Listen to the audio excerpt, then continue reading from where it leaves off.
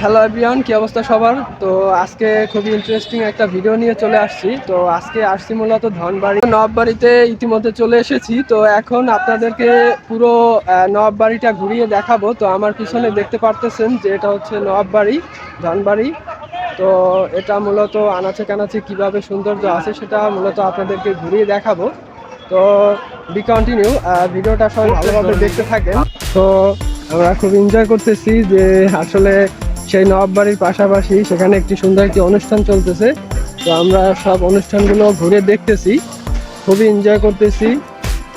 ভাবতেও পারিনি যে আসলে নবাববাড়ির পাশাপাশি সেখানে একটি অনুষ্ঠান দেখতে পারবো। তো দেখতে পারতেছেন সেখানে মূলত একটি অনুষ্ঠান চলতেছে। তো ঘুরে ঘুরে দেখলাম।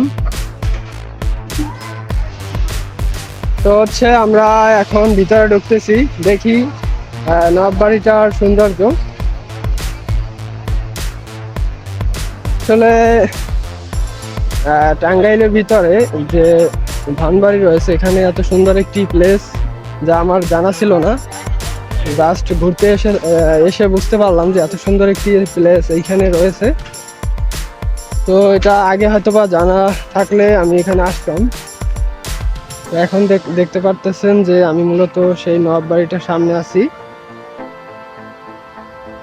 খুবই অ্যামেজিং একটা প্লেস, আপনারা দেখতে থাকেন। তো মূলত এখানে একটি বিয়ের অনুষ্ঠান অলরেডি হয়ে গেছে।